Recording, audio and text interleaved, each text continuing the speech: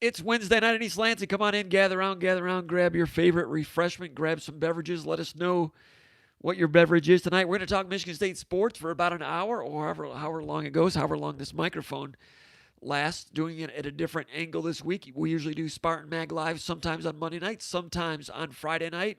Doing it Wednesday night this week because of the holiday, partly. Also, I was attempting to kick off something new this week, and it failed. We were planning to go with what I was going to call open mic night. Had a phone number for you guys to call in and ask questions so we could hear your voices and do some caller driven radio style. Had the thing all set up, was working on it today for the visuals and everything. I've tested it in the past, usually at about 3 or 4 in the morning with nobody watching. Went live with the stream. It all worked. Today, tried to kick it off, and it started to stream, and it said, "Are you sure you want to stream?" I said, "Yes." It said, "Are you really sure?" I'm like, "Yes." And clicked on it, and it said, "Could not connect to the server." Tried it 3 times. Didn't work, so I had to tear all that stuff down, set this back up the usual Spartan Mag Live style. Only difference is as I'm sitting this time rather than standing. I'm really disappointed because I had a lot of excitement about that. I wanted to hear your voices. I wanted to bring a new dimension to the show. We aren't going to do it that way all the time. I'm thinking Monday night Spartan Mag Live and maybe Wednesday night open mic night. Maybe something we could also do at other points whenever the football season starts again. Tried it today. It failed. I tried. Been sitting on that for a couple of months. And frankly, I'm pretty disappointed. But anyway, we're going to rally. We're going to rally, gather around, pull up a beverage. We're going to talk some Michigan State sports. And we'll be talking some football and some basketball. I have about 9 or 10 questions that were posted over the Underground Bunker message board, which is the church of what's happening now in Michigan State sports. That's the message board at SpartanMag.com. SpartanMag.com is the Michigan State website. ForRivals.com, been doing it since the beginning of the internet and having a lot of fun. Appreciate all the maggers checking in with us every week and every day over at SpartanMag.com. Question number 1 from MSU Polo out of Rockford, Michigan. He says he has a football and a basketball question. He says, what's your projected starting offensive line, assuming all the seniors return with the extra year of eligibility? Particularly interesting, he says, because of Coach Kapilovic's development background and the mix of experience. Parentheses, Jordan Reed, Matt Allen, Kevin Jarvis, A.J. Arcuri, Luke Campbell, Blake Buter, Matt Carrick, etc. And youth, Nick Samak, J.D. Duplain, Devontae Dobbs, Spencer Brown, Jacob Isaiah, James Ohanba. He pretty much listed about 14 scholarship guys. So he's asking me who my starting lineup is, who I think it'll be at the offensive line. We've talked about this. An offensive line is a popular question that pops up a lot because it's been a disappointment in recent years. But I think there's a chance it could and should be better soon. New coach, Kapilovic, the new offensive linemen love him. New strength coach, Novak. All the players love that guy. The combination of, I think, better strength conditioning right now. Ken Manning was great. I say it every week, but it's going up a notch right now. Just new coat of paint there, new energy. Renewed attention to detail. I mean, Manning was a detailed guy. Everybody knows that. But Novak, everybody's a lot of good reviews on this guy, and that can probably help the offensive line maybe more than any other position. Mix that in with Kapilovic. He's really well respected. He's done a good job at Colorado, did a good job at North Carolina. A good offensive line coach. Mix that in with, 9 players with starting experience for Michigan State on the offensive line? And the potential's there for good competition. Good competition for playing time, for starting jobs. And I think that could be, I've said it before and I'll say it again, I think that could be the unit that could improve the most whenever we see Michigan State back on the playing field. As far as my forecast for the starting lineup, I'll just go by what we've known about these players in the past. We've heard a little bit about what they looked like at the outset of the first 5 days of camp, but no pads were on. So the coaches are still getting to know these guys. And the coaches aren't giving out much information on who's a riser and who's doing well. So educated guess, I'm going to go A.J. Arcuri, still there at left tackle, was good in pass protection last year. In his first year as a starter, needs to improve his physicality as a run blocker. I think that will happen. I think Kapilovic will help him. I think Jason Novak will help him. Center, Matt Allen, he's back. I suspect he'll be the guy. On the right side, you've got Jarvis at right guard, Jordan Reed at right tackle. Jordan Reed is back in action. Was talking about opting out. We know Jacob Panashuk is back at defensive end. Panashuk was concerned about potentially losing a year of eligibility with the COVID situation. He was worried about playing 3 or 4 games. The season gets aborted. And then is that an entire year of eligibility? He posed that question back in July and August, opted out, then the season was canceled, then the rules changed, then he opted back in. Jordan Reed back working out with the team. His situation, I think, was more a legitimate concern about health for health reasons. So I'm not 100% sure that Jordan Reed will be back with the team when they play again. He's working out right now, and as of now, it looks like he will be back. All right, that being the question, I've always felt that Jordan Reed is more of a natural guard than a tackle. He's been functional as a tackle. I think he could be better as a guard. So, I've not heard this, but I wouldn't be shocked if we see Jordan Reed get a shot at guard and Jarvis at tackle. Kabilovic has said that Jarvis gives them the ability to have some flexibility there, and they wanted to work him at both positions to manufacture a little more depth. Jarvis started at left tackle last year, became injured. So I wouldn't be shocked if you see Jarvis at right tackle, Reed at guard, and it might look good. So what position did I leave out? Left guard. Left guard has been a revolving door. It was last year. Luke Campbell was in there a little bit. You had J.D. Duplain. And at right guard, you had Matt Carrick. So Matt Carrick started at right guard. So is there a chance that we could see Carrick versus Campbell versus Duplain at left guard? I think so. Samac looked pretty good at center. He could also play guard. He might get involved at guard, compete there also. I'm not sure. Question here from Gregory Wank asking, what do we need Dobbs to get better at to get the playing group at tackle? Hold on for a second. Good question there about Reed. So Carrick, I thought, was functional at right guard as a young guy. Luke Campbell's been good in the past. Can he regain some of that and add to it? A lot of it's going to come down to who's worked the hardest in the offseason. Who worked the hardest when they were out during the spring and summer? Who can make some gains now with a new strength coach? There's a chance some of these guys could come back and look completely different. So, my guess is Duplain because he's done it the most. He's done left guard the most. I wouldn't count out Carrick flipping over there and playing left guard. When they get back on the field in pads in a camp environment, offensive line competition is going to be intriguing, if not fascinating. Hold on a second.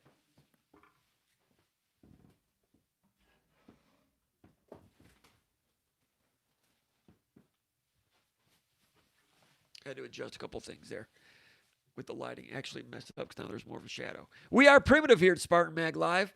Tried to improve something and it became worse. Not the first time. So anyway, question number 2 from MSU Polo. Before we get to that, the question about Jordan Reed. Jordan Reed, we only saw him at length, I think, the Rutgers game. He played some left tackle that day and was not good. Maybe just a young guy with the bullets flying, was a little bit not ready for prime time, not sure. Athletic person, physical. Not really sure what went wrong. Did I say I said Dobbs? Who did I say? Anyway, I was talking about Devontae Dobbs. Played last year as a true freshman. Other true freshmen got on the field as well, including Samac and Duplain. Dobbs not quite there. I think that Dobbs, I said Jordan Reed, thanks. Talking about Devontae Dobbs, thanks for the correction. I think that Dobbs also is more of a true guard. The program is lacking in the tackle positions. So he got a shot last year at tackle, but I suspect he might be more of a true guard. In terms of the mechanics of what he needs to improve upon, the lateral movement to get out in pass protection is the first thing. And he played a handful of snaps that day. And I'm not going to judge his entire career by that one game, of course. If we did that, Flozell Adams never would have gotten off the scout team. Okay. So I'm not going to make any absolute, determinations and declarations based on that. But he's got a long way to go. Question number 2 from MSU Polo. What's your projected starting basketball lineup for the season? He says Rocket Watts, Aaron Henry, and Joey Hauser seem like locks. Curious what you think of the second wing and the second big spots. Well, Rocket Watts at the point guard, Aaron Henry at a wing. I've got Gabe Brown at a wing position. I think Josh Langford comes off the bench. That's a way to limit his wear and tear a little bit. Also, he's a senior with a disposition that would be willing to do that, I think. And if so, that makes for a better team. So I think Langford comes off the bench. Similar to the way Chris Hill and Kelvin Torbert came off the bench in 2005. Gabe Brown has been a good soldier coming off the bench for 2 years. Could he come off the bench again as a junior for Josh Langford to start? Maybe. Could those guys flip back and forth depending on how the team is doing all year? Absolutely. So I'm thinking Gabe Brown to begin with. At center, Marcus Bingham. It's a guy that, a good guy that loves being in the program, but someone with all that ability. You have to throw him a bone. He started, 16, 17 games last year? You got to do things to keep people out of the transfer portal this day and age. You know what I'm saying? I'm not saying he's like that, but coaches make decisions like this for political reasons. They do.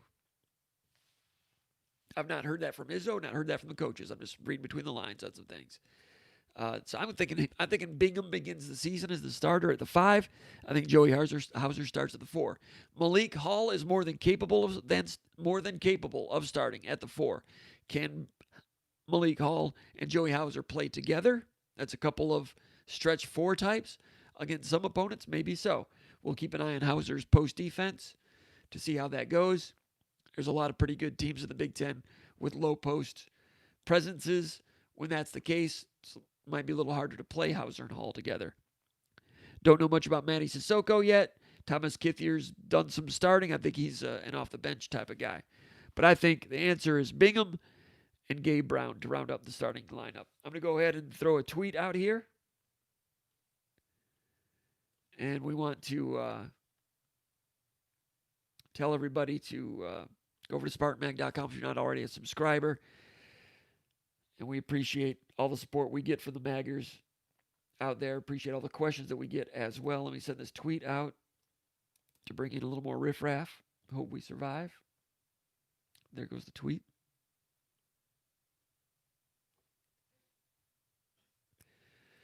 All right, question number 2 from Big Don out of DeWitt, Michigan. He says, hi, Jim, give your opinion on how the Big Ten has handled this bizarre situation, talking about the health situation. He says, if the Big Ten does play winter-spring schedule of football, what do you think, what impact do you think that will have on TV revenues? How badly will the conference be hurt if the teams that are playing manage to have a fall season without catastrophe? All right.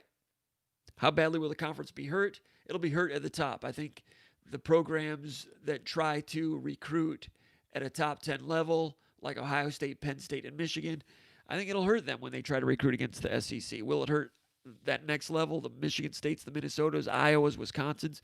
Maybe not. Are you offended that I put Michigan State in that next level? Well, you shouldn't be, because that's where Michigan State recruits right now. Maybe that'll change in the future.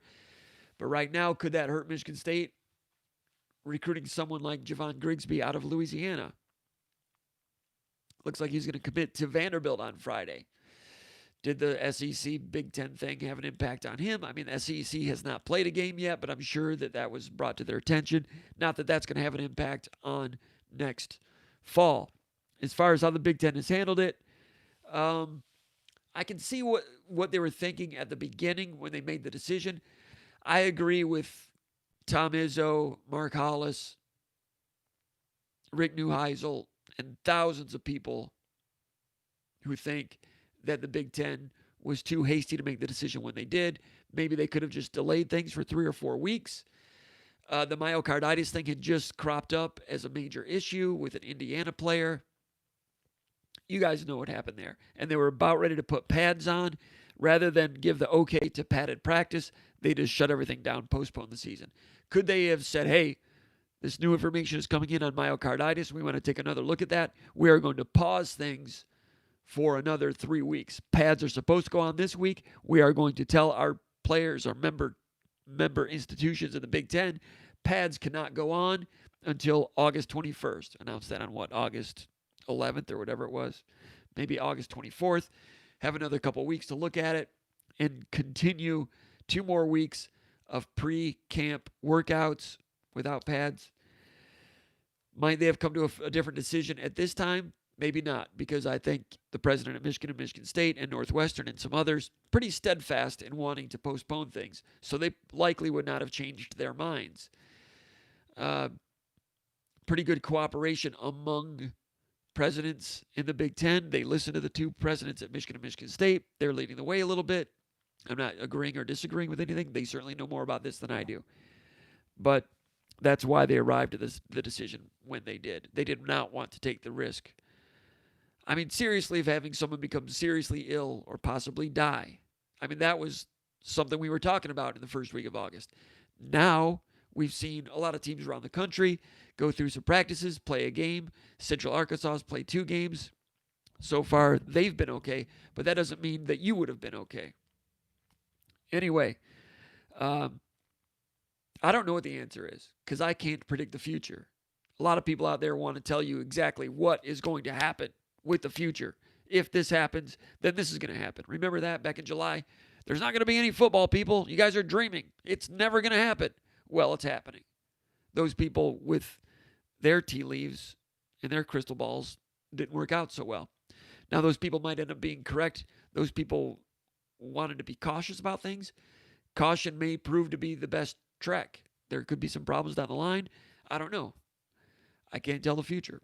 I'm not sure. But anyone who says they know what's going to happen in October, they just don't. Anyway, so in terms of criticizing the Big Ten, I would have liked to have seen them punt it and kick the can down the road another 3 or 4 weeks and then make a decision, around, September 5th, if not September 15th, rather than pulling the plug when they did. But they had more information available than I did, so I'm not going to criticize them that badly. But in terms of TV revenues, I was asking somebody about this that's in the television industry on a national basis, and it's my understanding at this time in terms of payments to the Big Ten, how much money is the Big Ten going to lose if they play football beginning in November or beginning in January into, say, March? How much money will they lose? Well, right now they're not sure because from what I've been told, there's been no decision by the networks on the payments at this point. And a final decision on what those payments are going to be to the Big Ten Conference, those decisions are not expected anytime soon. There's some indications that some of the television networks believe they can do well with Big Ten football from a rating standpoint January and February.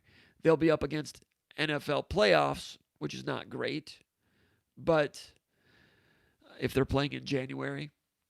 But if you get into February, you're playing by yourselves a little bit.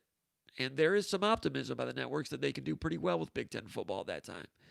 But again, no decision on payments at this time. So to answer your question, it's possible if they play, 10 games after January 1st or whenever, that the Big Ten member institutions could recoup decent television money. Of course, they won't have their ticket sales, and ticket sales, I think, is roughly 40 to 45 to 48% of the revenue for most programs in the Big Ten.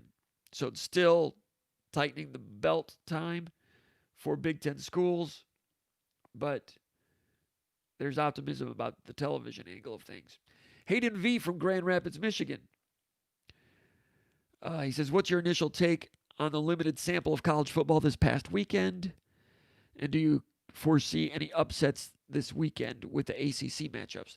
The Atlantic Coast Conference getting ready to kick off this weekend. Some interesting games. Notre Dame against Duke.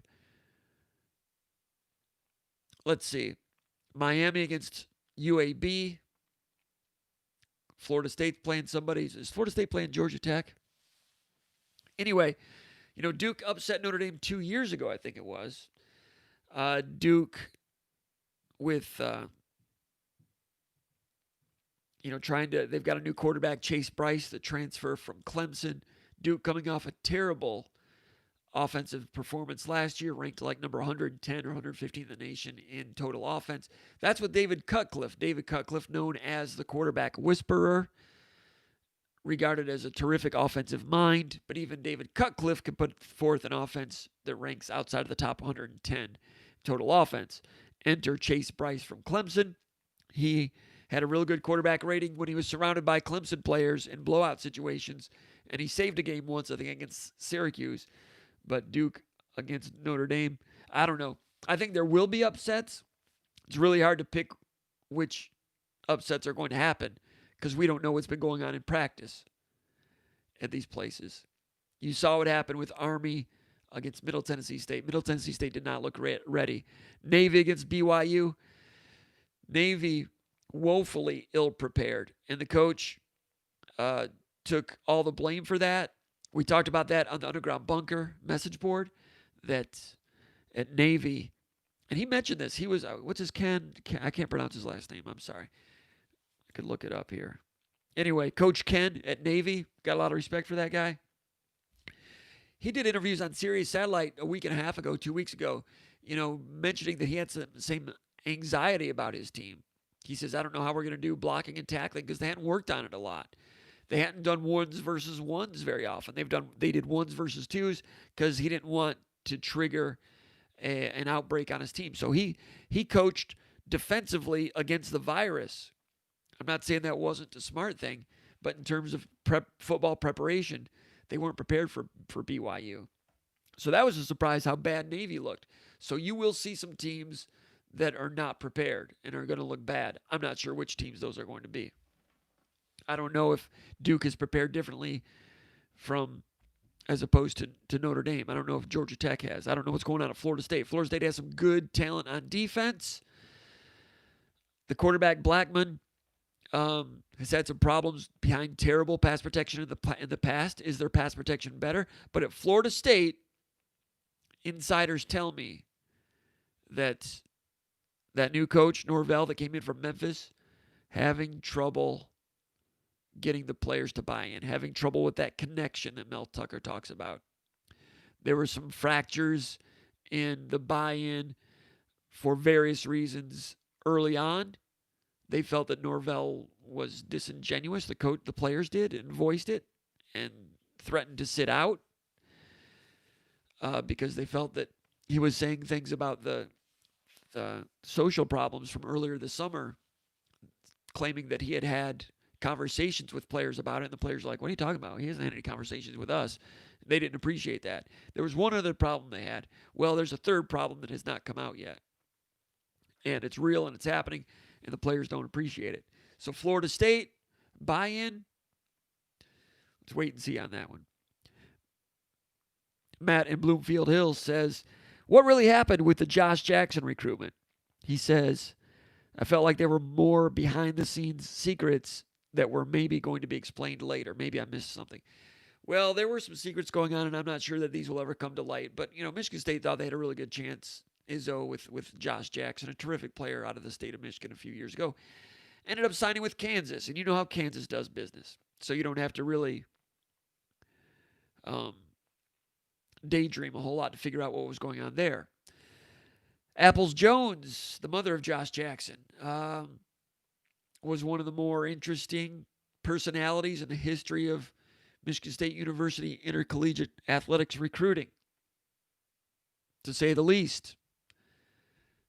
And, she was a very interesting figure, and I don't know if any of that stuff is going to come out. Detroit Spartan knows what I'm talking about.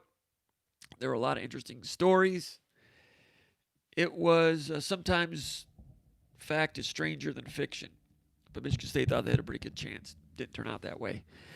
So there are some behind-the-scenes stories probably not going to come out. I'm not going to promise to tell them. Sometimes there's stories that you can say, well, in a few years, I'll tell you what was going on. No, not this time. But Michigan State thought that they were getting him. Arizona thought they were getting him. I was having a conversation with a writer for Rivals.com around the time that Jackson was making his decision. And that writer was talking to an assistant coach at Arizona, maybe even the head coach. And they're like, dude, we are getting Josh Jackson. He's already picked out what dorm he's going to stay in, who his roommate is. He told us he's coming here. We got him. And the writer from Rivals.com is like, guys, I'm telling you, he's going to Kansas. And Arizona, 10 minutes before the decision, Arizona's like, no, we're getting that guy. Well, Michigan State, an hour before the decision, they thought they were getting him. So Josh Jackson had that thing spread out pretty good. So did Apples. And Kansas, with the way they're doing business, they got him. Anyway, McCune13, going on to the next question. McCune13 from Missouri says, with Javon Grigsby, talking about football recruiting now. Grigsby with possibly 1 foot out the door. Grigsby, 3-star safety from Baton Rouge, Louisiana, expected to commit to Vanderbilt tomorrow. For weeks we talked about Grigsby being likely headed to Michigan State. He had been telling our writers that he was going to Michigan State, and it was pretty much a done deal.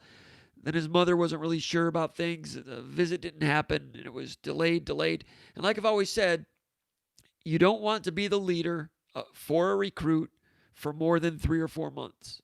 If you're the leader that long without a commitment, then you get in the friend zone. You're in the friend zone. Michigan State was in the friend zone with Javon Grigsby. Didn't work out. It's not going to work out. But if things open back up, would not be shocked if he ends up visiting Michigan State later on. Depends on if Michigan State closes out the defensive backfield situation in the meantime.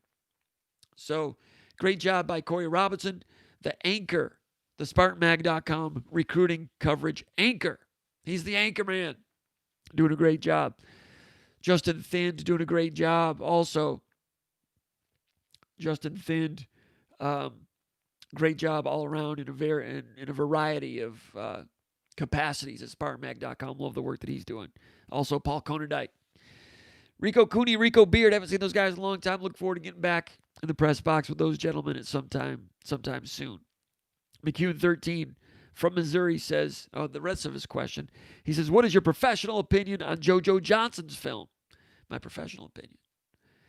He says, after watching both films, Grigsby's and JoJo's, who do you believe will be the better player? Great question. Fair question. I've watched both films.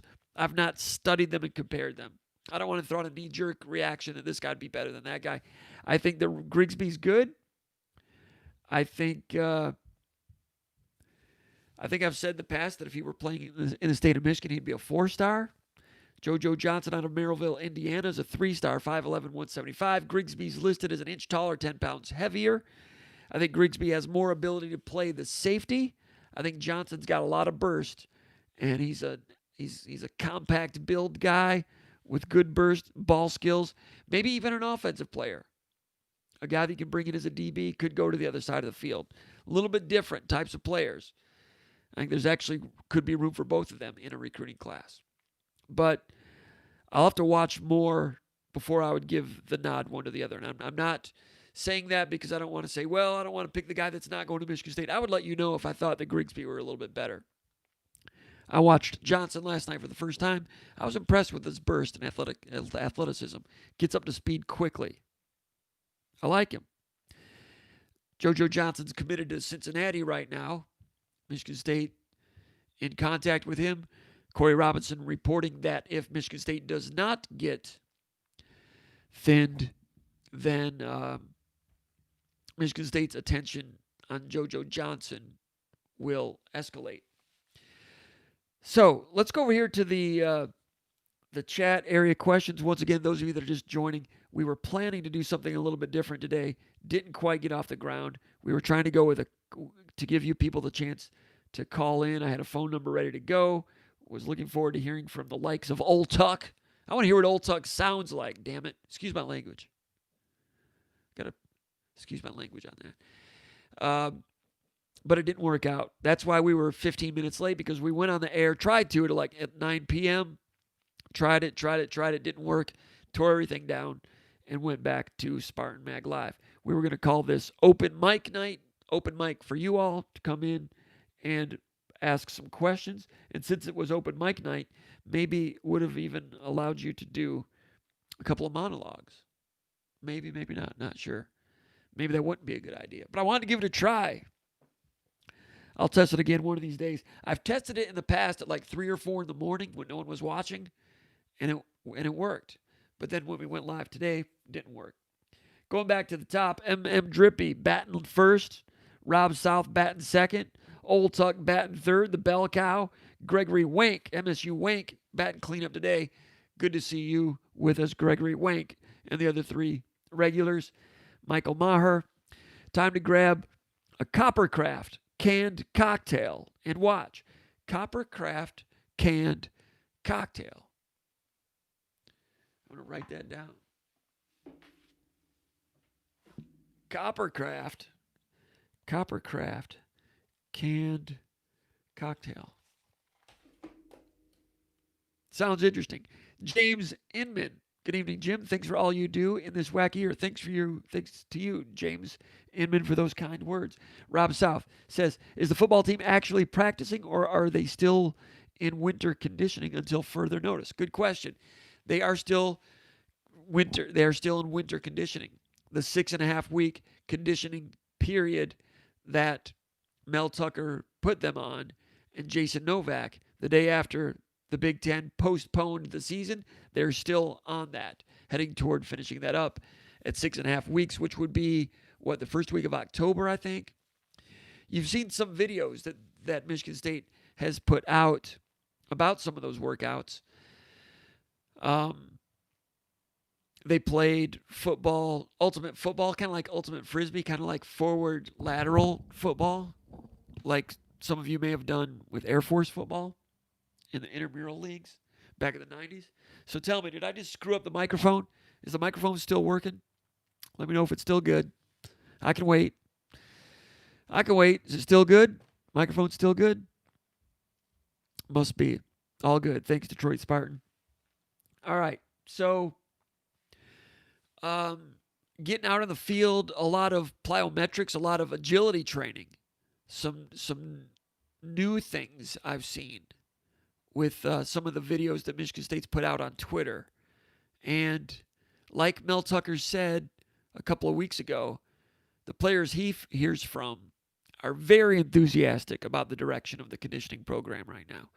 Now, you got to remember, these players were coming off a summer in which they were on their own reconnaissance in terms of strength and conditioning. And I'm sure that they worked at it hard, but you guys know, if you're trying to work out yourself, you're never going to work out as hard as you would if you were surrounded by your teammates, people that you're competing with, competing against. You're just going to work out harder in a team setting, unless, you're Rocky Balboa in a Hollywood situation, out in Siberia somewhere, or Philadelphia. So you've got some offensive linemen and some other players that probably thought they were working out pretty good, but went from March until June without that. So now they're back on it, and back on it with a new strength coach and a new strength staff. And they've cranked up the technological aspects of things. So, they're still in winter conditioning. And Mel Tucker was pleased with the football knowledge, the X's and O's knowledge that the players demonstrated in the first 4 days of camp back in August when he got them on the field. They were not in pads, but they did get on the field a little bit with some group things. I think some 11-man unit things. And they had come off 3-4 months of X's and O's talk via Zoom meetings. And Tucker said some of his assistant coaches felt like players were further along in terms of knowledge of X's and O's installation on day one than players usually are on day one. Even though it's a brand new program, they felt that things were further along. So they were happy about general knowledge of the X's and O's. Now, the actual tightening of the screws with the quality control and doing things in the micro level are going to take a lot of work once the pads go on. But they thought that the big picture macro understanding was good. So they took that part, set it aside. They've got 12 hours a week to work based on the hours given to them by the NCAA or the Big Ten. I'm not sure who set those hours.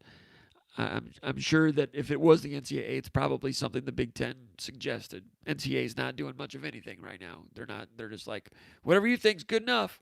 Whatever you think's good enough. We're just going to furlough everybody. If any of y'all are going to cheat, that's fine because we got nobody to investigate anything. We got nobody to hand down any penalties. So if you want to just go ahead and buy recruits, go ahead and do it because we're the NCAA and we got no power. We're just trying to stay in business. So 12 hours. With those 12 hours, you're the head coach. You can decide, hey, we can do some strength and conditioning for 6 hours and then 6 hours of X's and O's. No, they felt X's and O's. Let's push that aside. Let's go all 12 hours strength conditioning. Sometimes that strength and conditioning is out on the field. Some of the videos we saw, some of the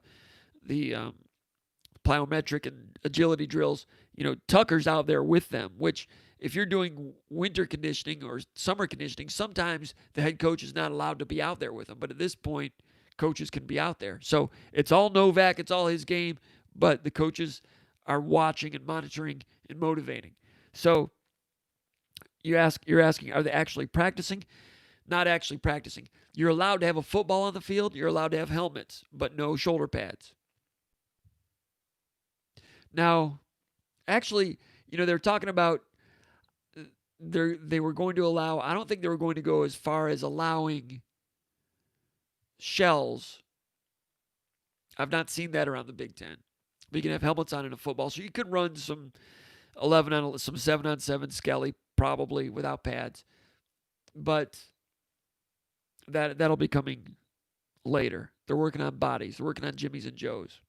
And they did it, things were postponed by the Big Ten on August 11th or whatever that day was, and they sent everybody home for a couple hours and then got right back with the people and said, we're starting tomorrow morning strength and conditioning. So the Michigan State coaches, even keel, neutral thinking, as Mel Tucker likes to say, unemotional, other than motivational, right back to work. And I think the team needed it, and I would not have necessarily predicted that's the angle they would have taken, but in stepping back and looking at it, I think that was a wise determination. Rob South says, that was his question just then. Tyrone Garland says, what's up, Comp? Thanks a lot for that live chat. Tyrone Garland from Oak Park, Illinois, originally from New Jersey. Garland, he's got to be kind of interested with Michigan State upping their New Jersey recruitment. Got Gino Vandermark. Still trying to get Audric Estime.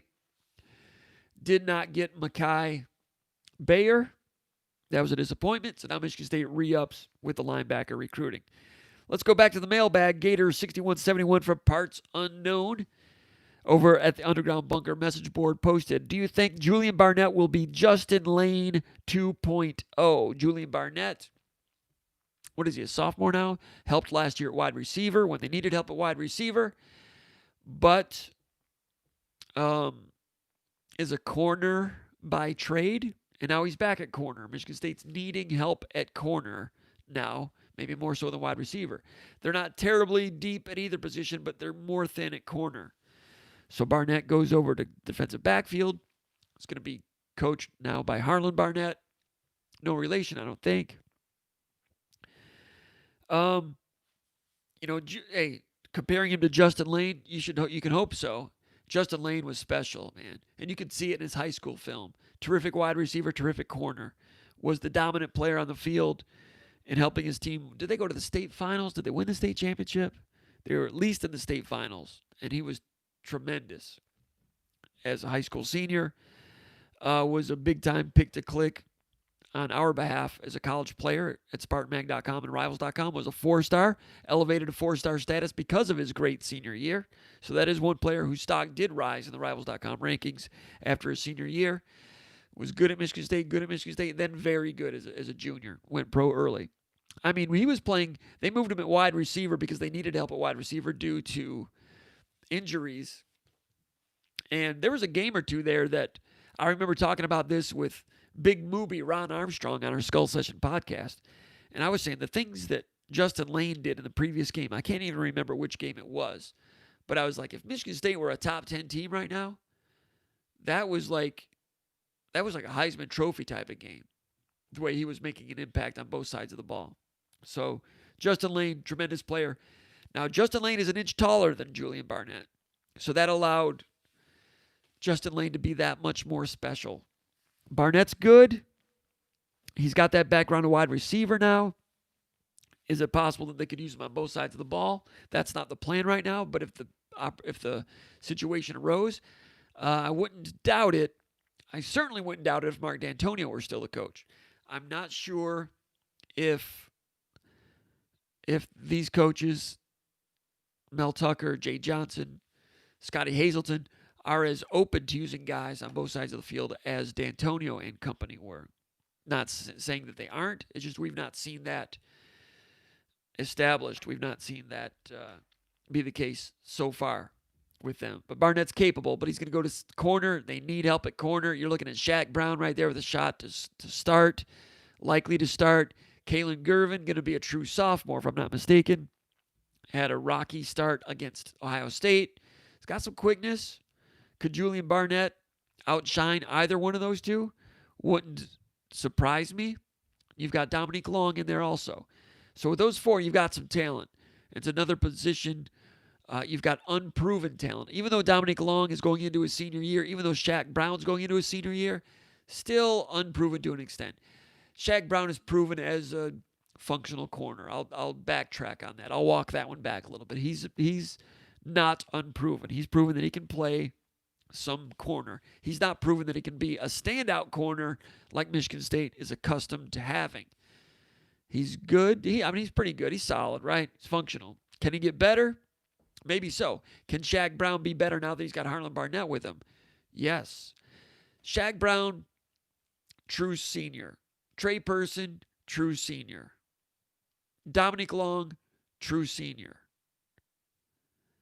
If those guys had come along in 2012 or 2011, they would have all redshirted.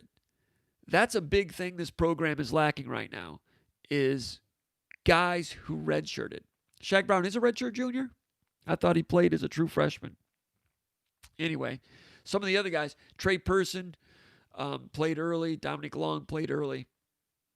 Even Jordan Reed, that was a sign that the cupboard was not as strong in 2017, 2018, 2016.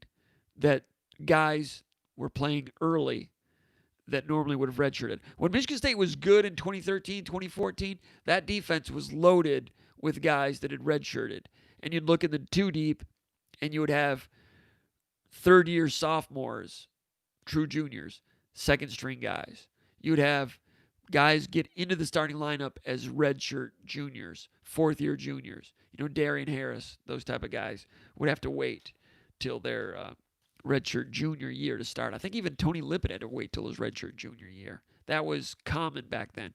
So some of these guys, so Barnett, these other guys in the defensive backfield, now they'll get another year of eligibility. They'll be able to play this spring, and the NCAA gives them another year. So if Michigan State wants to have Shaq Brown, Trey Person back again, play this spring and winter, and back again in 2021, essentially as fifth-year seniors, that could help them and help the program. It helps Harlan Barnett to have another year to work with them. Can Julian Barnett get in that playing group?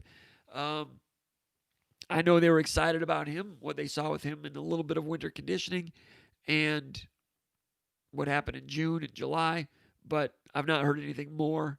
But you and I know that Julian Barnett has excellent ability, good frame, was able to roll off the couch and help at wide receiver last year, but he's a corner by trade, and he's got a good future. Can he be Justin Lane?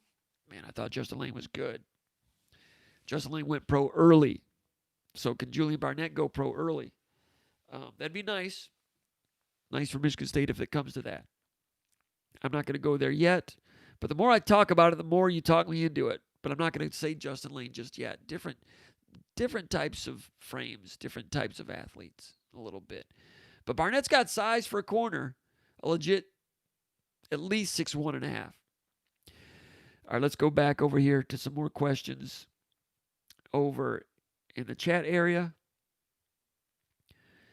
Yeah, 19-0 Tigers. What the heck happened there? Who was pitching today? What the hell happened? 19-0. Wow, they had won 2 in a row, didn't they? All right, Gregory Wank agrees Jordan Reed at guard could be the play. I'd like to see it happen. Second overtime, Celtics and Raptors. Let me know. Matt Boyd pitched today. He pitched real well last time out, didn't he? Matt Boyd happened. All right. Tell me who won the Celtics-Raptors game.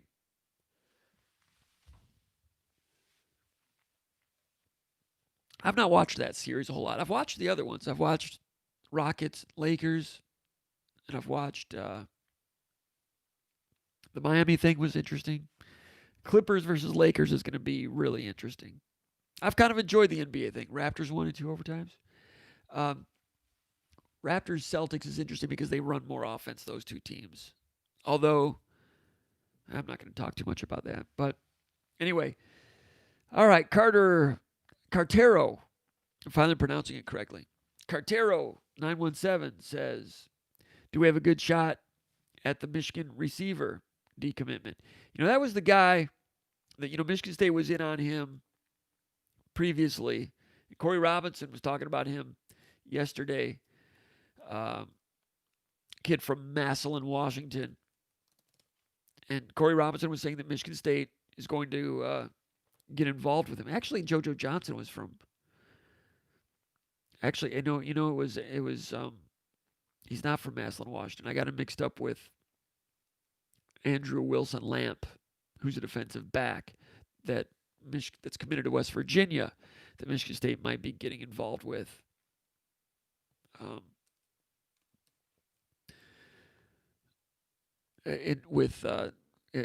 If Grigsby goes ahead and commits to Vanderbilt, which is expected.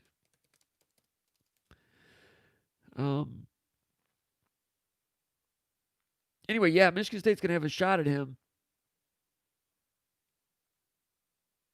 They were in on him before, and all indications are that Michigan State is going to make a run at him. What's the guy's name? Give me a. His name is escaping my memory. We just talked about him last night on the Underground Bunker message board. I looked at his film a little bit, but anyway, State is expected to. Marcus Allen, thanks very much. Michigan State is expected to get back in touch with him. Wide receiver. He's a 4-star. He committed. He's from Clayton, Ohio, Northmont High School, ranked number 10 player in Ohio, 6'2", 185. So I know his game, but I didn't know his name. And he's solid, got size. State liked him. Corey has the bat phone on. It says State's going to be back in contact with him. It'll be interesting to see whether he reciprocates that interest. Stay tuned to SpartanMag.com. Our recruiting anchor, Corey Robinson, will have the lowdown on that. All right, Ed Francis telling people to hit that like button. I appreciate that. Yeah, hit the like button if you appreciate what you're seeing right now. Subscribe to the SpartanMag.com channel. If you're not a subscriber to SpartanMag.com, get over there, check it out. I think there's a way you can get a month for free. I should have that on the top at all times. Subscribe. Try it for a month for free. Mr. Boneman says, Comp, I was thinking you were not coming on, so I gave up, and now you are on. Not happy, but still love the show. Sorry about that, Boneman. We were going to come on at Wednesday. Talked about that earlier. Had some technical problems. Was trying to make this, give you an opportunity to call in, but didn't work out. And we'll try that again some other time. I've got some plans about the caller show. I don't want to divulge all of those, but got some plans for that. Let's go back to the mailbag here. Sparty from Pawleys Island, South Carolina says, Hi, Jim was watching some old Michigan State games on the Big Ten Network and was amazed how powerful TJ Duckett was.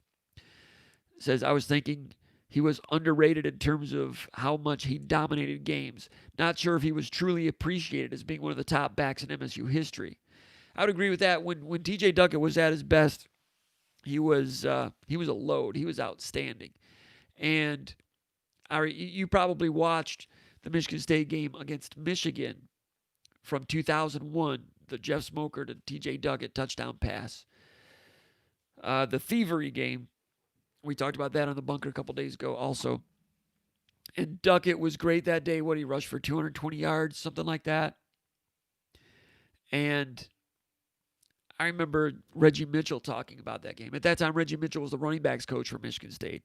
And the year after, maybe 2 years after, Reggie Mitchell was trying to recruit for Michigan State in the city of Detroit. And the city of Detroit was pretty strongly maize and blue territory at that time. And I can't remember what the problem was or what the issue was.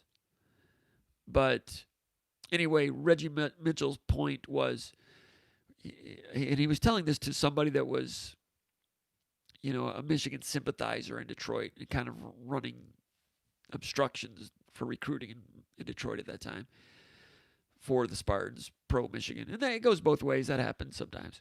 And I can't remember what the problem was, but Reggie Mitchell told the guy, he said, and Reggie Mitchell was telling us, he was relaying this conversation to us, and he says, Michigan State won that game because of one man.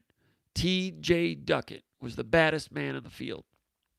So high praise from the running backs coach at that time, probably a little bit biased because Tico was his player. And I can't remember what point he was trying to drive home to that particular hater, but I wish I ever could remember the whole story. I'll have to ask Matt Dorsey what the rest of that story was. Matt would know. Anyway, Duckett was outstanding that day. To bring Duckett down, you had to hit him low. And by getting into his junior year, he was taking a lot of blows below the waist, a lot of hits to the knees. I remember playing when he played at Missouri. I think that was 2002, maybe. And, Duckett early in the season took some shots, and, you could just see that he was in pain coming off the field. He would try to take his time getting off the field, but he was trying to hide the fact that those shots were adding up. So with his style, he took so many shots below the knees or in the knees that he wasn't always able to be at his 100% best. And because of that style, I assumed he was going to have a short NFL career, and he did. He was pretty good for a little while, and he had some heart, good guy, good player. When he was at his best, yeah, he was kind of a man among boys with good acceleration with his size. It's interesting that you would call him an underrated player in history because maybe you're Sparty, you might be a little bit younger. You might be hearing about past greats like Lorenzo White, maybe even Brad Van Pelt, I don't know, George Webster, Bubba Smith. But at a certain age, you're probably not hearing about T.J. Duckett being in that category. Maybe you're too young to remember, but T.J. Duckett was ranked the number one recruit in the country as a high school senior at Kalamazoo Loy Norix High School. Tremendous blue chip recruit. That's back when top recruits were called blue chippers, and not 5 stars. There was no 5-star thing back then. Duckett was big time coming in, played quarterback in high school, option quarterback, came in as an outside linebacker, played a little bit of outside linebacker, may have even put his hand on the ground as a designated pass rusher. Early in his freshman year in a blowout victory over Eastern Michigan, played defense. And then they were also looking at him at running back, played a little bit of tailback in the opener against Oregon in 1999, I guess it was. And, 1999. Or was it 2000? No, it was 99 because Saban was around. Saban made the decision that they wanted to use him at tailback. They made that decision, 4 or 5 games into Duckett's freshman year. So, big-time recruit. Could have gone anywhere. So underrated coming in? No. He was highly rated coming in. Underrated in terms of when you look back on it? Maybe so. Maybe he was a better player than given credit for because he was unable to have a great pro career. I'll accept your argument on that. I threw this question around to some other people, including Nils Deco, who posts under the name Amy on our message boards. A lot of you are very familiar with him.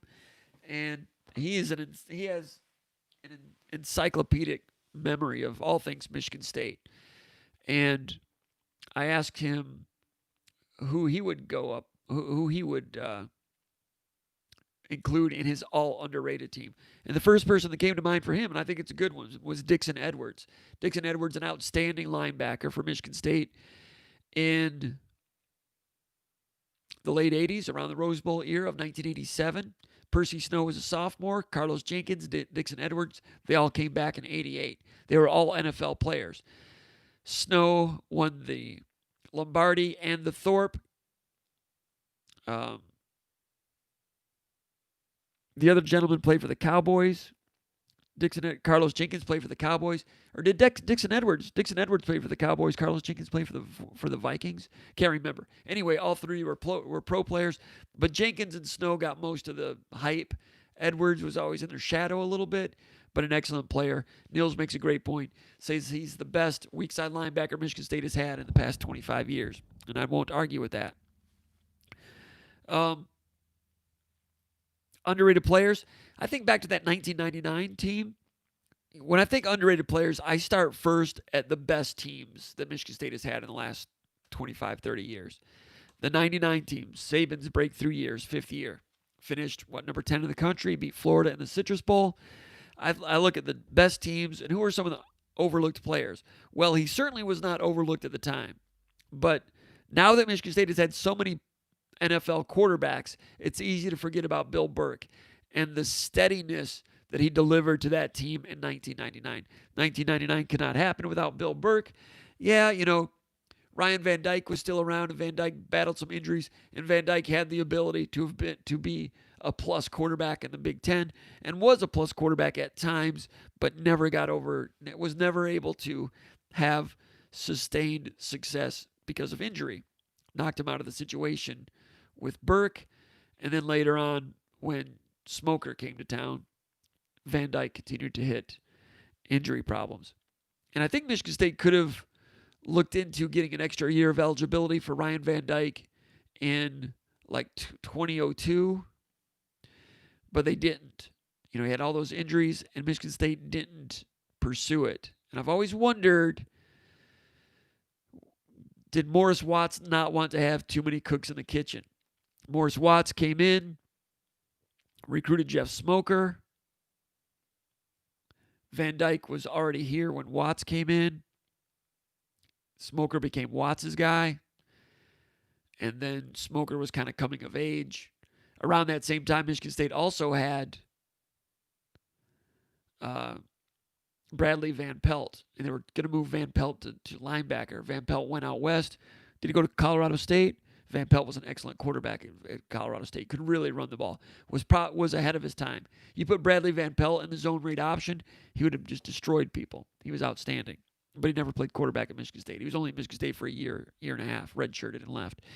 Anyway, by the time Smoker ran into his trouble in, 2002? At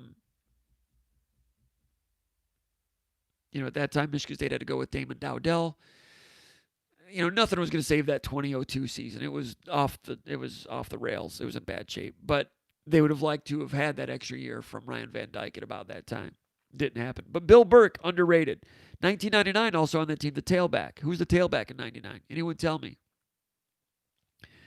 1999 running back saved the season because Cedric Irvin had gone pro a year early in 1998. Michigan State had a drop-off of talent. There's a guy named Leroy McFadden, ran into trouble, had a lot of talent, came in from Milford Prep. Exactly. Card Shark Chris with the correct answer. Lloyd Clemens was the running back. Was a walk-on, came in from, I think, Indiana University, Pennsylvania. And I think he was Indiana University, Pennsylvania. He's a transfer from something like that. Came in and looked good in the green-white game. North and South had some physicality. Not a burner, not Barry Sanders, but if the play was blocked for 2 yards, he'd give you 2.5 yards. Rhode Island? Was it Rhode Island? Might have been Rhode Island. Doors fan says it was Rhode Island. Might have been. I was thinking it was like Indiana University, Pennsylvania, or even California University, Pennsylvania. Lloyd Clemens came in, rushed for about 1,000 yards, was a good workman-like tailback all year. T.J. Duckett emerged as a tag team partner, and Michigan State's running back situation was solid. Underrated players, Lloyd Clemens, Bill Burke. Also on the 1999 team, an offensive lineman, very good, strong. First team All Big Ten, was good enough to make the NFL. Was surprised. Okay, Little John Flowers was on the 99 team also. Little John Flowers was a good recruit out of Kalamazoo, Lloyd Norrix. Played for the New York Jets, but never started a game for Michigan State. Never started a game because they had such good talent at the running back position. All right. Hold on a second. I'll get back with one more from 1999.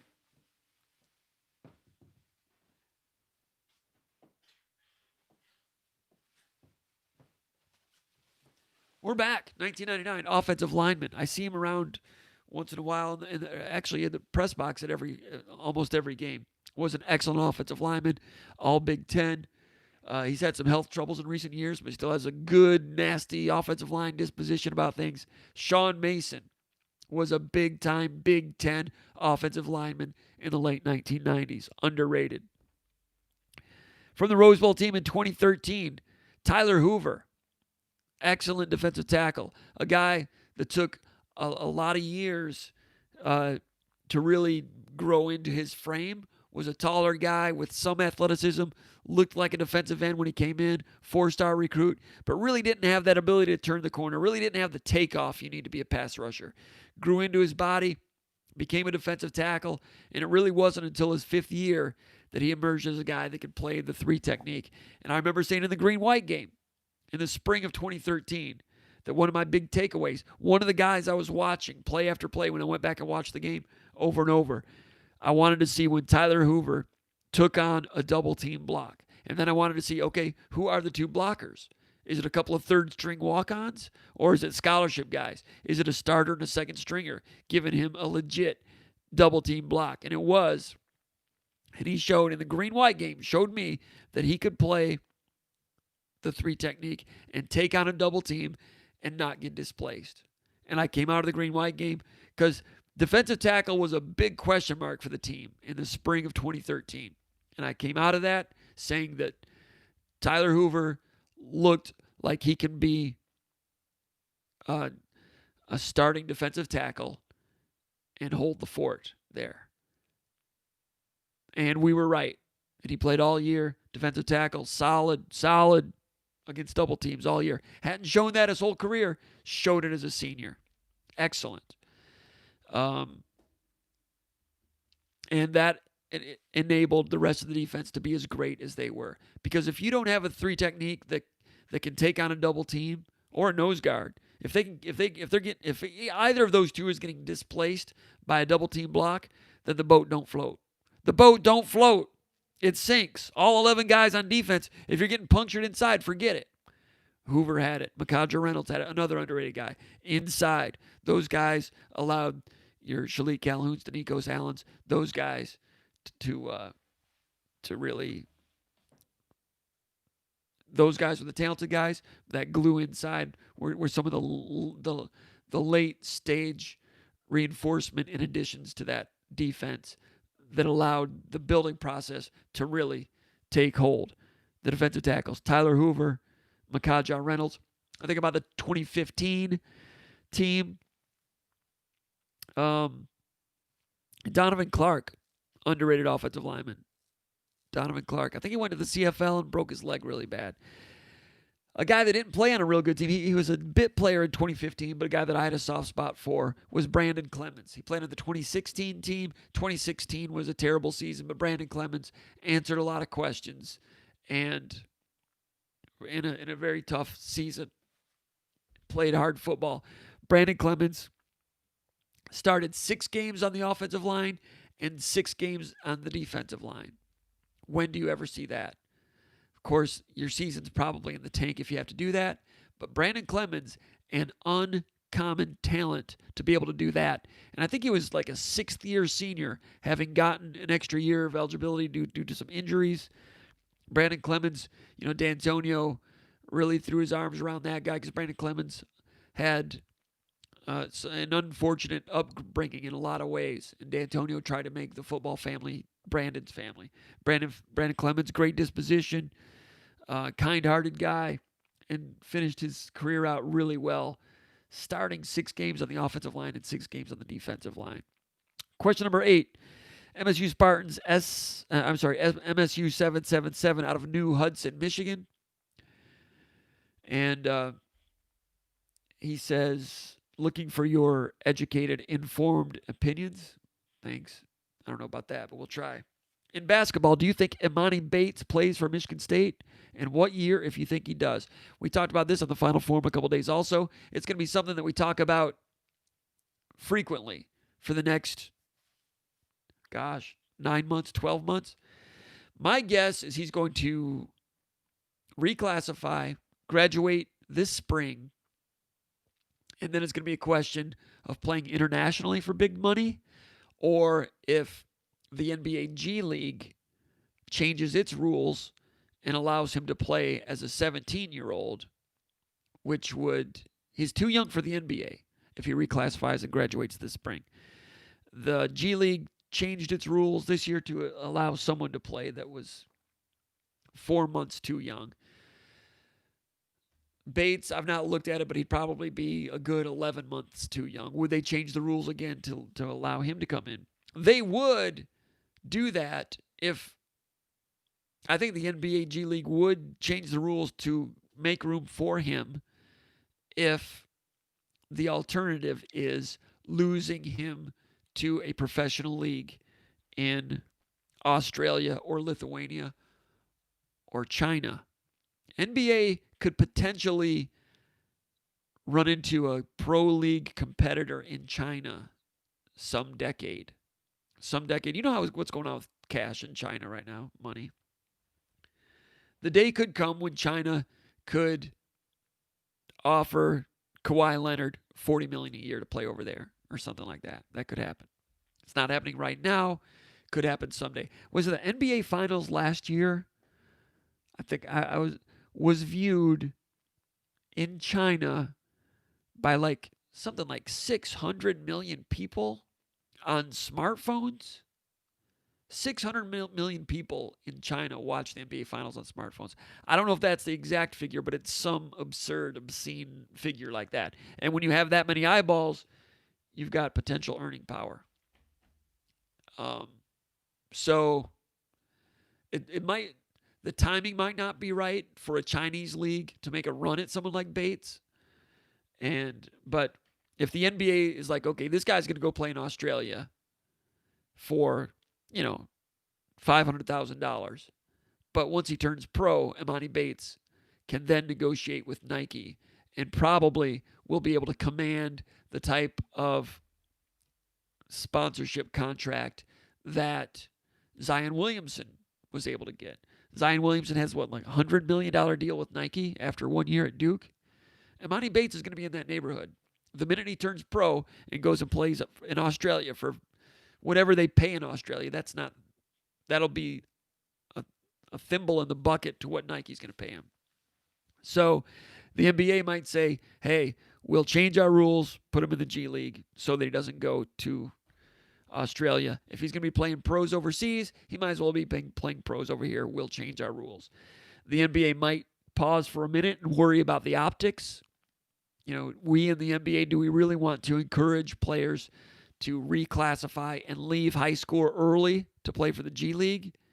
That might have an optic problem later on. You let Emoni Bates reclassify to the G League at the age of 17, you might start seeing other players reclassify, come out early, which they're already doing, and go to the G League. Now, the G League has their, what do they call that, transition academy, where they're only taking like 10 of the very, very best players, a bridge academy, whatever it's called. So the NBA's already established that they won't take everybody as someone who wants to opt out of college to go straight to the G League. Anyway, I think he's going to reclassify, and then his decision is going to be G League or international. Or if name, image, and likeness gets passed, as many people expect will be the case in the college ranks, then he will become the Spencer Haywood of the name, image, and likeness. He will become the watershed. He will become he'll become the historical landmark. Because if name, image, and likeness goes through right when he's going to college, then that $100 million Nike contract for this particular 17-year-old, it's not unfathomable. It's not impossible, not improbable that he could sign, Emoni Bates could sign and enroll at Michigan State with a $100 million contract. Now, it might be deferred because the NCAA is trying to set up guardrails that players cannot benefit from name, image, and likeness until they've completed a semester.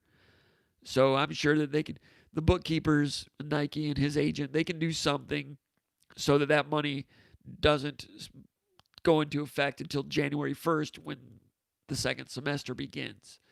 But that money, that deal will already be made. And agents will already be paying him handsomely. If name, image, and likeness goes through, with or without the guardrails, I think Michigan State would have a good chance to get him. His dad wants him to play for Tom Izzo for a year and get some hard-scrabble defensive tutoring. Also, I think his dad wants him to just be a man and live out of the house for a year. Be a student. Enjoy college for a year. Go away from home. Not too far from home, but Michigan State's a nice option there. They know Izzo well. They know Mike Garland well. So there's a lot that Michigan State can offer there. So you're asking me, do I think he'll play at Michigan State? I think that if name, image, and likeness goes through, I think he will.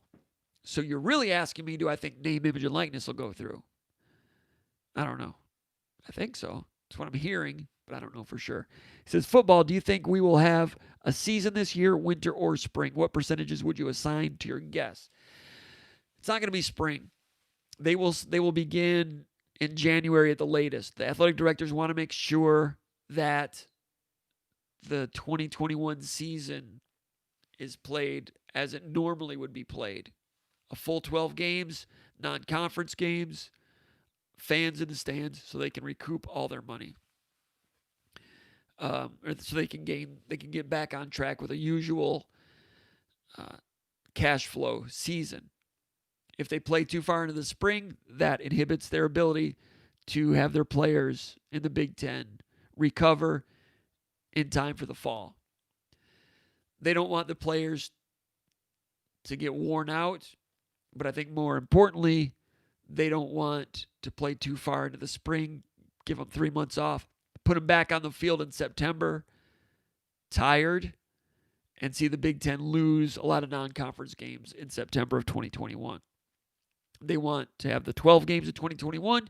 They want to give their players every opportunity to play those games without being worn out. Also, don't want them to be rusty. If they lose the entire year, they'll be rusty.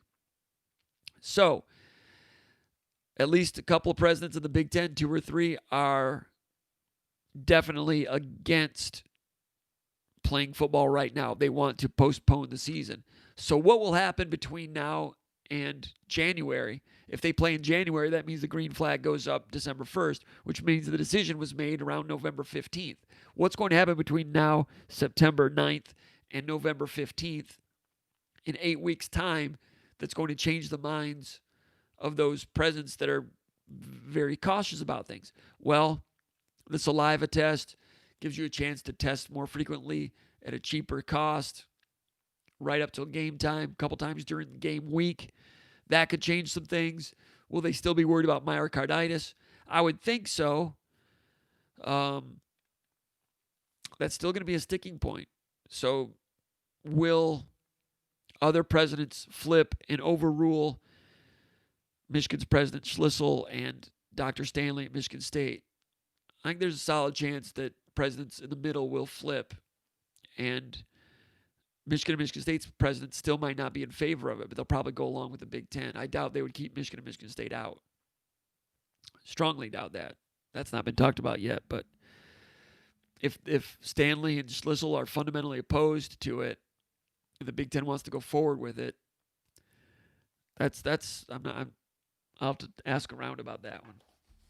But anyway, I think at least January 10th, I think that's most likely. There's some talk about maybe starting up around Thanksgiving. I don't know if there's a lot of traction to that. There's been some talk, but I'm not sure how serious the traction is. A couple more questions here in the mailbag, then we'll finish up the questions over there in the chat area. JPL in DeWitt, Michigan says, where is MSU athletics on the financial spectrum of having to furlough or cut headcount due to COVID and related loss of revenue? That's from JPL in DeWitt. Very good question. I've asked around a little bit about this, and Bill Beekman is very committed to maintaining a broad-based athletic department with all the sports that they have right now. They don't want to cut any sports. It's my understanding that Michigan State feels like they can get through this year with the lost cash flow and be okay. There are cuts right now in terms of percentage salary reductions across the board. But it's my understanding some of these furloughs you're hearing about at Utah and some other places, Boise State, and the cuts at Texas. It's my understanding you're not going to see anything like that from Michigan State here in the near term unless a lot of other crap hits the fan. But right now I think they feel like they can get through it. The money's not a guarantee. The television money in winter and spring has not been agreed to, but there's some optimism there. But anyway, long story short, from what I'm hearing, I'm not anticipating any drastic furloughs right now.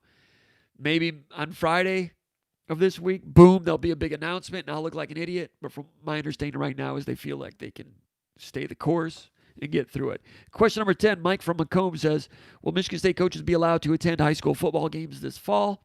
If so, it will be exciting to watch how the staff prioritizes which games in which states they will attend. I agree. That would be interesting. He says, Jim, are you, Paul, Rico, Justin, Corey, are you guys planning to attend any high school football games this year? Keep up the good work. These SpartanMag Lives and various VCasts are much appreciated. Well, thanks to you, Mike in Macomb, Michigan. Well, right now, media not allowed to go to high school games in the state of Michigan. Looking into going to some games out of state. But right now, they're keeping the fans to a lower number. Definitely in the state of Michigan, each player is allowed 2 guests. Usually 2 parents are allowed to go to the game. And there's something like no more than 100 or something. I don't know if that's a hard and fast rule, but no media allowed at high school games that I know of. I'm kind of hoping that some of these athletic departments will at least allow one pool television reporter and to shoot some video, because we'd love to see some video highlights, right? But I'll look into it, but I'm not anticipating being able to watch any games in the state of Michigan. Maybe getting out of state, would like to, especially with some neighboring states, but Michigan State, not with a lot of commitments from neighboring state players at this time, although there are some player interests that Michigan State's involved in. As far as coaches, NCAA is not allowing coaches to get out and recruit right now. So they're not allowed to go watch things in person. So the games that are taking place, no coaches right now. And that's the last question for the mailbag. Let's go over here to the chat area.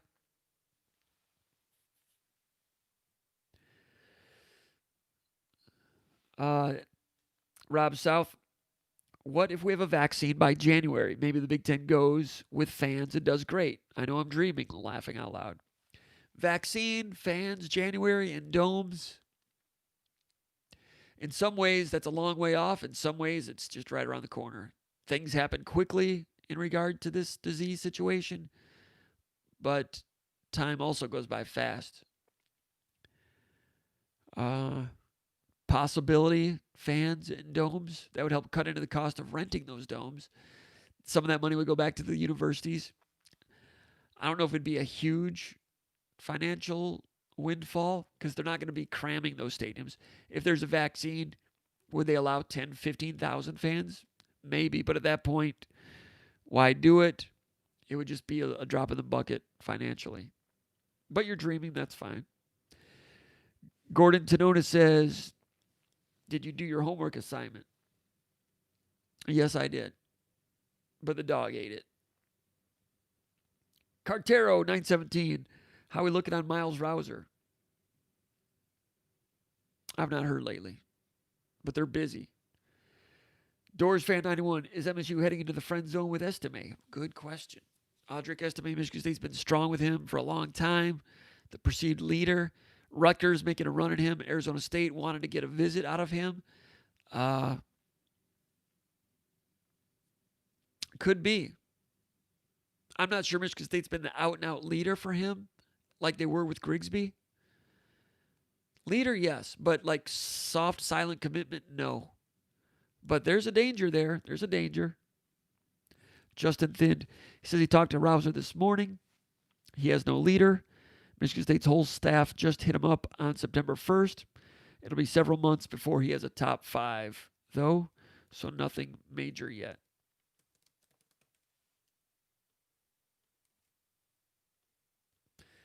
All right. Dan Fernandez says, what's up, Comp? Hayden Vischer, what's up, fellas? Detroit Spartan. Hayden Vischer. Now,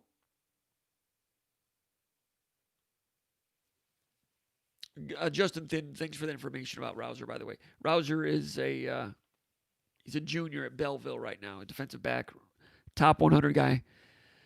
He's ranked number 33 in the nation by Rivals.com, number 2 player in the country. Michigan State in on him early. You know, Tucker and those guys had to try to play from behind with some of the top players for 2021. The 2022s, they're getting in earlier, and they'll have a better shot. Tucker and those guys are excited to go toe-to-toe recruiting against Michigan for some of those guys, and that one from Belleville in particular. Huge Power Marshadow says, Coach Tucker said to beat a complicated offense, you need a simple defense. How do you think that will translate to play calling style? You know, I've not heard Tucker say that.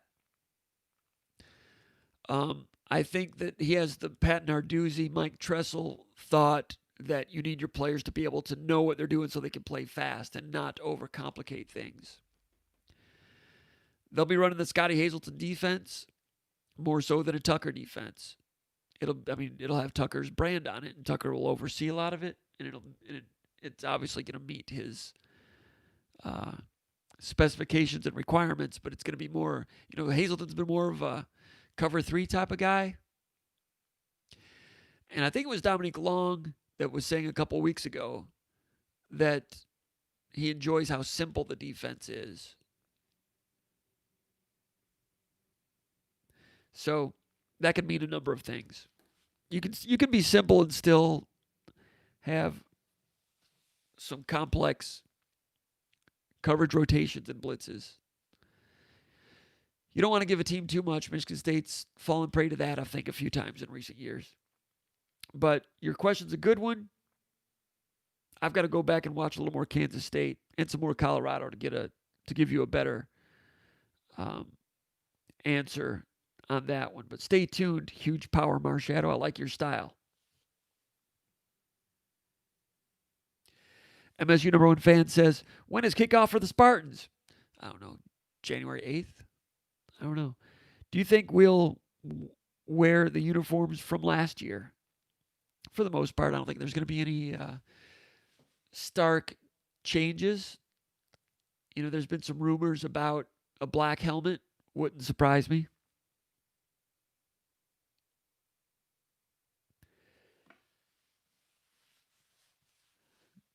Hayden Vischer, excuse me, sorry about that. Hayden Vischer says Tillman would be a good fit with Boston as a small ball five within this series with all the ball screens.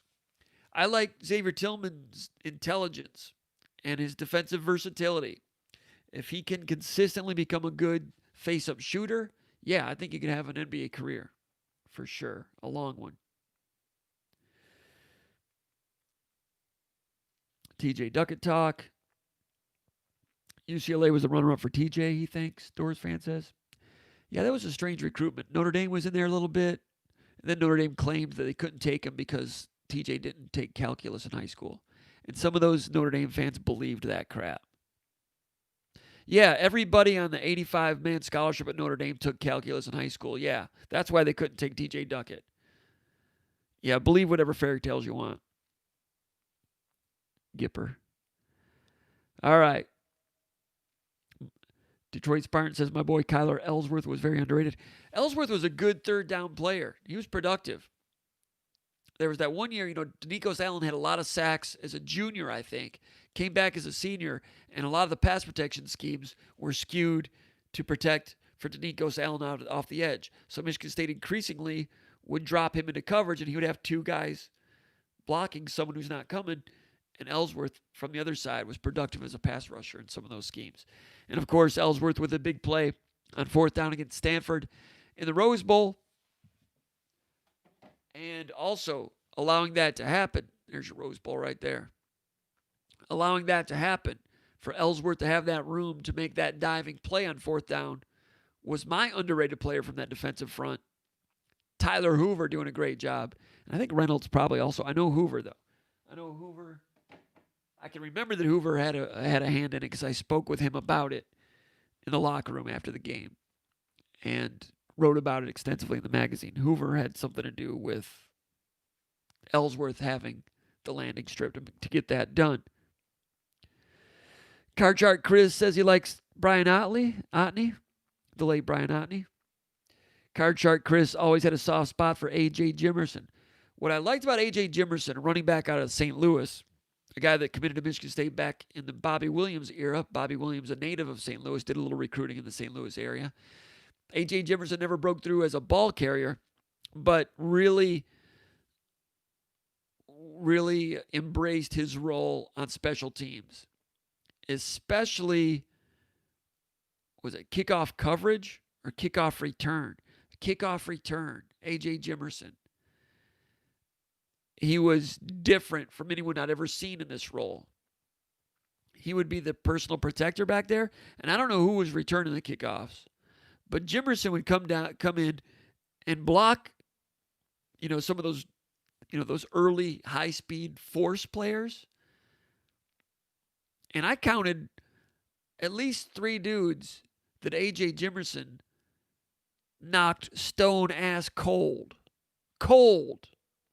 And I got to where I was watching him. Kickoffs going on. I'm watching Jimerson. He's lining someone up. Boom! A.J. Jimerson did a lot of boxing as a youngster. A.J. Jimerson's mother was a boxing judge in St. Louis.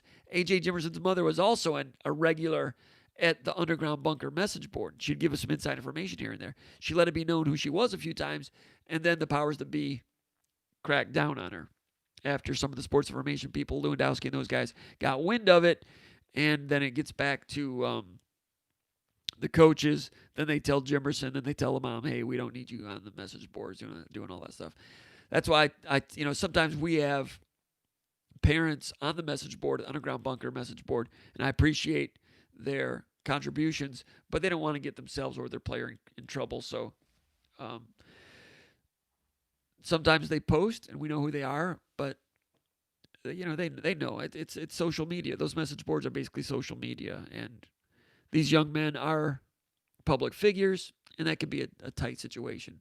But I do speak with some parents of players, and there's some parents out there that are great sources on a lot of information. We appreciate those people. But Jimerson did some boxing, which you see his ability to knock people out. Of course, he's not hitting people, but there's just a personal knowledge of pressure points. I don't want to say pressure points, but He knew where to hit people, and he knocked people out. His dad was Art Jimerson. Arthur Jimerson. Google him. Look for him on YouTube here. Art Jimerson. He was a boxer, a journeyman boxer, and he was one of the original entries in UFC 1. UFC 1, when MMA was first getting started, it was all about the different styles and disciplines. It was the Kung Fu guy. It was the Brazilian Jiu-Jitsu guy. There was a sumo guy. There was a boxer. There was a judoka from Poland. There was a Thai boxer named Orlando Wheat. Who was the judoka? Judoka's a judo player. He's from Poland. What was his name? Big dude, big refrigerator polar bear type guy. He got Orlando Wheat and beat him with the elbow, got him on the ground. It was nasty back then. Bare knuckle, no gloves. Art Jimerson was in it as the boxer. And he wore a boxing glove on one hand and a bare hand on the other. And I think he had the misfortune of drawing Royce Gracie in the first round. Royce Gracie won the first 2 UFCs. He was a guy that was not terribly big, but the Gracie family, very famous now, they wanted to prove that somebody of average build could win those tournaments just based on jiu-jitsu, the easy way or whatever it's called. And Royce Gracie became legendary. His family's legendary. Kicked off the Brazilian jiu-jitsu craze across the continent and the world. But Art Jimerson was the boxer in UFC 1. Didn't do well against Royce Gracie. I think Gracie got him on the ground early, and it was over. Didn't take him long for Gracie to get him into a key lock or a kimura or a armbar or something like that, and it was over. But Jimerson, Art Jimerson, much respect. He was an older boxer at the time too, and they laugh about it now, or they did anyway for a long time. But that was A.J. Jimerson's dad. Soft spot for A.J. Jimerson. That's my A.J. Jimerson story. What we got here? Detroit Spartan talking about the 2013-14 player. Almost every starter stepped up. Player development coaching was phenomenal that year. It was. Player development and evaluation. When those things go hand in hand, terrific. Paul Sadler says the 2013 team would have beaten Florida State or Auburn. I don't disagree with you. Florida State and Auburn played for the national championship. That was the year before the first college football playoff. Michigan State played Stanford. Stanford was damn good. Stanford kept being the spoiler role, beating those Oregon teams that everybody thought was great. Michigan State and Auburn essentially had the same resume. Michigan State had lost to Notre Dame. Auburn lost early in the season. I don't know to who. They both won their respective conferences, but Auburn carried more BCS points because essentially Auburn was ranked ahead of Michigan State all season simply because Auburn was ranked ahead of Michigan State in August. Michigan State was unranked in August. Michigan State didn't get into the rankings until November or something like that. Or top 15 until November. And so Michigan State was not going to surpass Auburn based on the fairy tales of July and August when games are not being played. Auburn was good. Florida State was good. Michigan State was good. D'Antonio felt that they could have beaten those teams, and he said as much the following year at the Big Ten Media Days. Would have been good to see. Would have been interesting.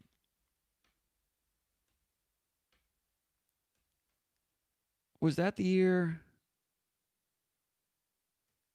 I don't know. Was that the year Auburn beat Alabama in the kick 6? I can't remember. Anyway, it would have been nice for Michigan State to get in a playoff that year with no Alabama around. That would have been okay. What do we have here? Do we have any more questions? Bjorn Charlie, if we can't play in the college football playoffs, should we have a playoff for the spring teams? Bjorn Charlie. Bjorn Charlie also telling me that was the kick 6 year. That was the year Auburn beat Alabama with the kick 6. Great move there by Malzahn.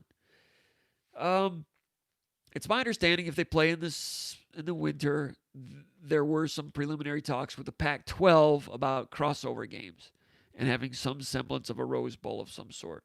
So if they play in the spring or spring, the so-called spring, they will try to make the best of it. They will try to have some sort of postseason. And with the Pac-12 playing presumably at that same time, you would you've got a natural dance partner there, it would probably happen. Doors Fan 91 says, do you think if George would have gotten out of his comfort zone, could Mill Coleman have been a game changer at quarterback for Michigan State in 1992? New offense built around him. Well, George wasn't going to get out of his comfort zone, and they did what they could. Mill Coleman competed for that job against an NFL quarterback, competed against Jim Miller. So it was hard to beat out Jim Miller for that job.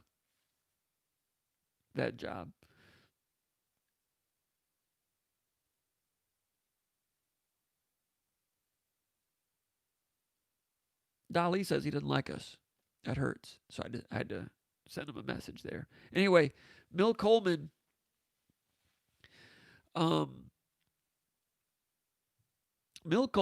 could throw it, and we all know he could run. Good wide receiver. Not really a flyer as a wide receiver, but could run well enough. 5'9", at the most. Put up crazy numbers as a passer at Farmington Hills Harrison. Best high school player in the state that year. Michigan State gave him a shot at quarterback, moved him to wide receiver. George convinced him that his best chance to be an NFL player would be at wide receiver, and that was correct. And he got a shot with the Bears for a while, but didn't land. Coleman ended up being a pretty good wide receiver. But Mill Coleman, to your point, you are right. Mill Coleman was ahead of his time. Offenses had not evolved enough by 1992 to take advantage of Mill Coleman's array of talent.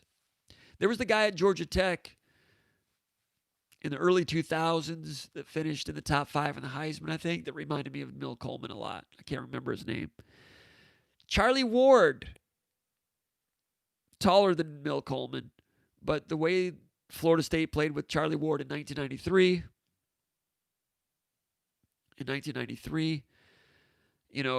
Florida State shotgun and did some up-tempo, but Florida State was rare in 93 in that they were shotgun every play. That was unheard of at the time. But if you took Mill Coleman and put him in today's offenses, I think you could do like Joe Hamilton. Thanks a lot, Card Chart Chris. Card Chart Chris is bringing it today. Card Chart Chris bringing the info. Yeah, Joe Hamilton was a very good quarterback at Georgia Tech. Reminded me of Mill Coleman. I'm not saying he's Kyler Murray. Kyler Murray was ridiculous, right? But Mill Coleman could have been in that Kyler Murray category. Not quite as fast, but could throw it. You put him in RPO zone read options, and Mill Coleman would have been, if Mill Coleman were around today and played zone read RPO like this year for Michigan State, or let's say after the Connor Cook era, if Michigan State had gone that route, Mill Coleman would have been one of the best quarterbacks in Michigan State history. If you put him in that offense. For anybody, could have done it. He was ahead of his time. Ed Francis, basketball about to be legit this year? Yes, too legit. Too legit to quit, that's for sure. Showing my age there. Ed Francis, could MSU football pull off a 10-win season as the team stands now? Yes, they could against the high school schedule. Gordon Tanona, good one. Doesn't agree. I agree. Gary Scott was underrated, Doors Fan 91 says. Gary Scott was a little bit underrated in his own way. He got a lot of attention when he was at Michigan State, caught a lot of footballs, got some good publicity, but I'm not sure. I don't think Gary Scott ever made all Big Ten, and he should have. And the hidden yardage he gave Michigan State in the punt return game and kickoff return was substantial. He would go field punts. He would run them down like Chet Lemon or Gary Pettis in center field. Gary Scott, a lot of Michigan State fans just get furious when Michigan State players, the punt returner would not field the punt, and it would land and roll another 19 yards. That never happened on Gary Scott's watch. Not only was he a dangerous return man, he would run them down and prevent that negative yardage from happening. He would run and make a difficult fair catch. That part, very underrated. Good pick on Gary Scott. And I like the way Doors Fan 91 spelled Gary Scott's first name correctly. So bonus for Doors Fan 91. Paul Sadler agrees with Doors Fan about Gary Scott. All right, Doors Fan says, I looked up Clemens. He is from Indiana, PA, but did play at Rhode Island. So you were right. He did transfer from Rhode Island, but he's from Indiana, Pennsylvania. So I was right about that also. So I knew where he's from, but you knew what college he was from. So we're both cool. Well, you're cool. I don't know about me. Anyway, that wraps it up, people. Appreciate everybody checking in SpartanMag Live for another thrilling edition of SpartanMag Live. We're going to try one of these days. We're going to get it going where you guys can call in, and I want to hear the voices of Old Tuck and Rob South, some of you rascals out there. If you think that's a good idea, let me know. Could be a really good thing for... I'm going to keep that one secret. We're going to keep that one under the hood a little while longer. We want to get it off the ground and test it a little bit, see how it goes, so we have it ready for certain situations. Anyway, hey, love you guys. Thanks for joining Spartan Mag Live. Make sure to check out SpartanMag.com if you're not already a subscriber. Hit the like button. Subscribe to this channel if you have not already. Thank you for your support. Thanks to all the viewers out there. We will see you next time soon, probably next Monday, when we'll be live from East Lansing again for Spartan Mag Live. My name is Jim Comparoni. Thanks for tuning in. We'll see you next time.